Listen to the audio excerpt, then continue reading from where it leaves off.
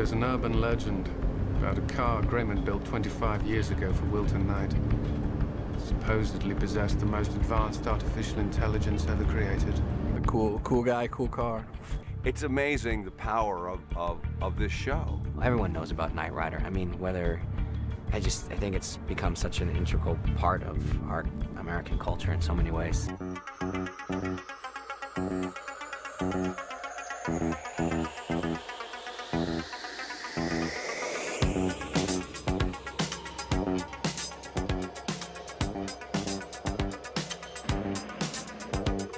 This is a very exciting evolution. You know, where are we going to put the bulges? Where are the lights going to be? What's the dashboard going to be like? It's very exciting, the idea of how updating kit. I grew up a huge fan of Knight Rider, so it actually pretty much defined a lot of my childhood, as most of television did at the time.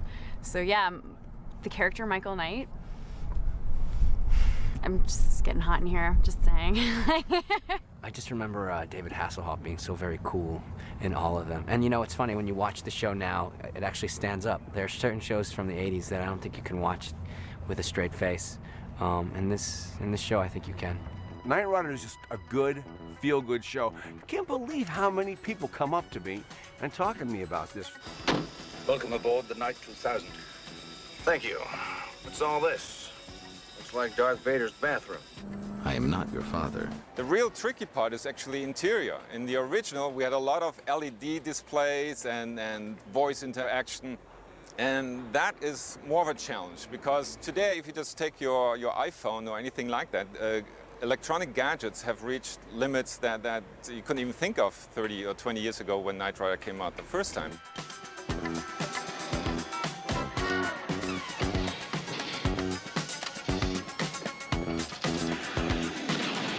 The original Knight Rider had a big fan base. That's what's kind of great about this version, is that it will apply to such a broad spectrum, and not even just Americans, but because I know that the original Knight Rider was such an international success, you know? So this is definitely going to follow in its footsteps. I mean, I was a fan myself. I watched the show in England. It was pretty big in the 80s. Was it 80s? Yeah, I think so.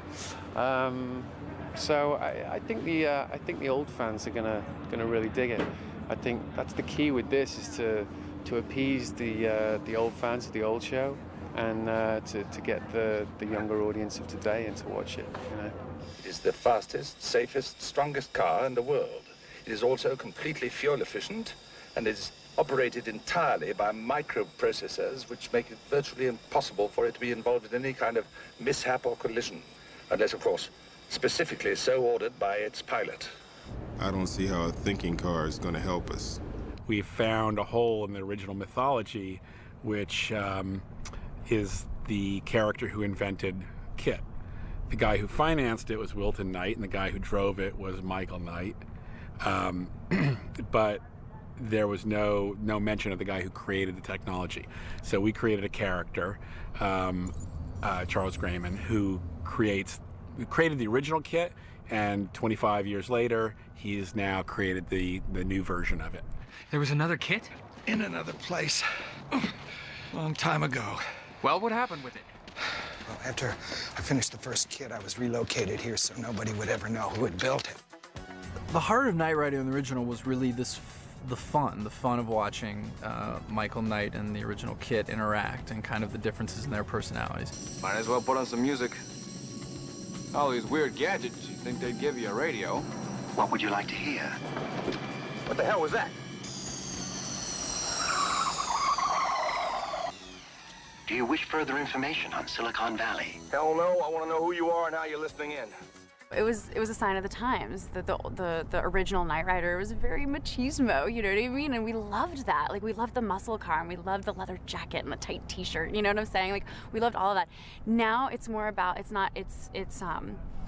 still very much about, you know, the lead male character, but now there's a strong female character. There's two strong female characters in it. It's just a lot more complex, the storyline. I think it's taking what we know and love about the original Knight Rider and it forming it for today's sophisticated audience.